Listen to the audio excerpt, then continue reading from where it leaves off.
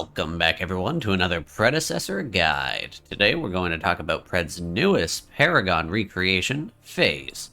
Phase is the first character to have been voted into the game by the community, and I love that Ameda is letting us give our input on the progress of the game. Phase is a supportive character focusing on strengthening one of her allies at a time. She has a great spread of directly supportive abilities and some great CC, including the game's first flash or blinding ability. Support mains rejoice as you can now pull your ADC out of the fight when they inevitably overextend. Phase's passive ability is Essence Catalyst. For 3 seconds after casting an ability, Phase gains attack speed, deals bonus magic damage on hit, and restores a small amount of mana on successful basic attacks. This just means that each time you cast an ability, you will gain 3 seconds of a few generic buffs. But your cooldowns can be fairly long on Phase, so to maximize this passive time, cast your abilities with at least 3-second intervals in between. The 3-second timer on this passive only resets after casting each ability. It does not accumulate, so you want to make sure that you spread out your abilities enough to benefit from it at maximum potential. This is more important early game than it is late game, as your cooldowns will be a lot lower late game, but it's something to keep in mind. Something to note about this passive is when using your E, which happens over a longer duration of time, it only starts your passive after the E is finished casting, not when you first hit the button, so you gotta be aware of that. Phase's right mouse button is Telekinetic Link. Phase can link herself to an ally, granting them a small boost of physical power while linked. If this ability is reactivated while linked to an ally, Phase pulls that ally towards herself.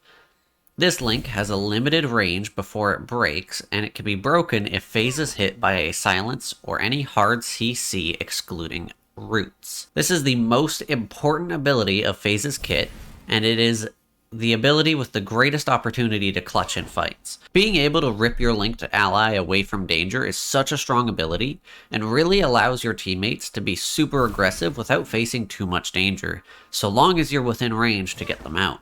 I need to do some additional testing, but I haven't gone through enough games for it, but I believe you can pull CC'd allies as long as they're not rooted, but I need to confirm that. My main tip for this ability is just to be super careful not to get hard CC'd, as the cooldown is quite long, especially in the early game.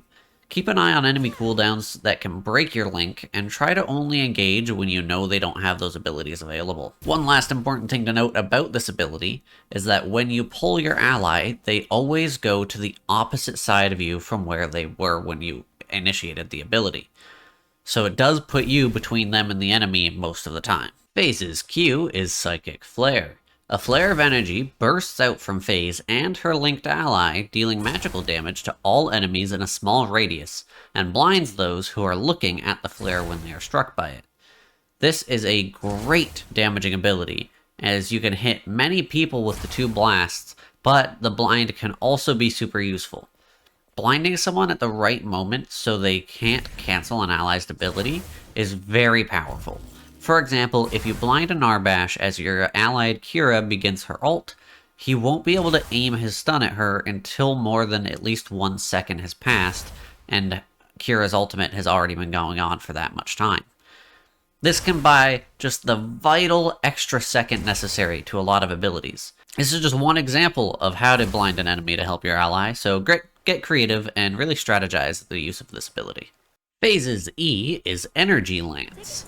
This is a beam of energy that deals magical damage over its duration and applies a stacking slow to all enemies hit. Once an enemy reaches 8 stacks of slow, they will then be rooted for a short duration, and the next instance of damage they take deals additional magical damage. This is a great ability for damage and CC, and it even passes through enemies, meaning that you can hit the entire enemy team at the same time if they line up for you. I highly recommend picking one enemy to focus on when using this ability, as the root is the most important part. The root isn't a great way to cancel many abilities in the game, as it does take a moment to ramp up the necessary 8 stacks, but it can and should be used to keep enemies out of reach from your ADC as much as possible. Phase's biggest strength as a support is her ability to keep enemies away from her ADC. and this is a great ability to use instead of going through the long cooldown of her Link. And in case you were wondering, this right here is the maximum range of her E. So for me to steal.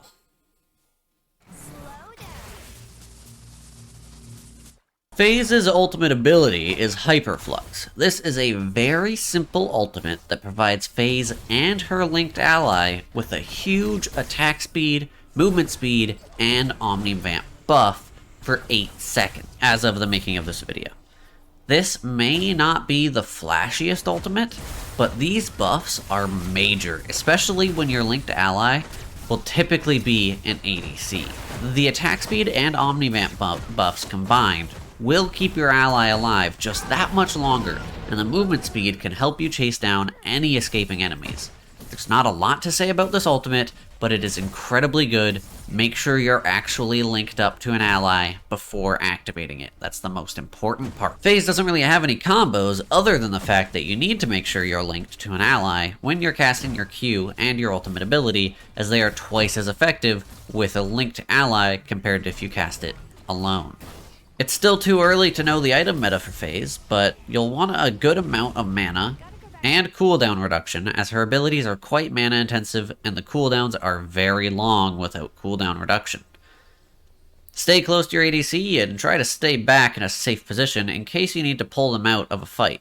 In the early game, stay away from jungle entrances. If the enemy jungler has to use their movement ability in order to reach your ADC, then you can just easily pull your ADC out of danger while the jungler waits for their movement ability to come off cooldown. This is incredibly strong and the best way to keep your ally safe in the early game.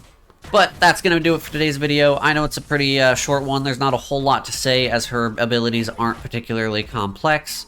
I highly recommend taking... Oh, sorry, I meant to mention there's one item I highly recommend. It is the Galaxy Greaves. Grab this guy right here, and what you can do with that is there's a couple walls in the game that you can jump over with Galaxy Greaves. If you have a linked ally, you can jump over and use your right mouse button to pull your linked ally over the wall with you, which is incredibly powerful if you want to get the jump on some enemies in the jungle. You can also use this with your flash. If you jump over a wall, and then you can pull your ally over with you into, say, a Fangtooth pit or a Prime pit, anything like that. That way you only have to spend one flash. So be sure to use your movement abilities and your pull in conjunction with one another to really catch your enemies off guard. It is also important to note with your pull of your link, you cannot pull an enemy if you don't have, you cannot pull an ally if you don't have line of sight. So make sure that there isn't a wall between you guys. If you use these movement techniques that I mentioned, you have to make sure that you don't go beyond the wall. You still have to have that line of sight, so be very careful. And if you're in comms with your ADC, have them jump. For example, if you're going over a wall, have them jump to keep themselves higher up and more likely to be in line of sight. That'll lower the risk of completely wasting the ability. Well, you don't actually waste the ability, you're just putting yourself in danger without actually getting your ally in. And the link doesn't necessarily break, but you can't activate it. But that's going to do it for today's video. Thank you all so much for watching. If you liked it, hit that like button. If you want to let me know what other videos you'd like to see down in the comment section, that'd be fantastic. Without further ado, have a lovely rest of your day, morning, evening, afternoon, and night. Bye-bye.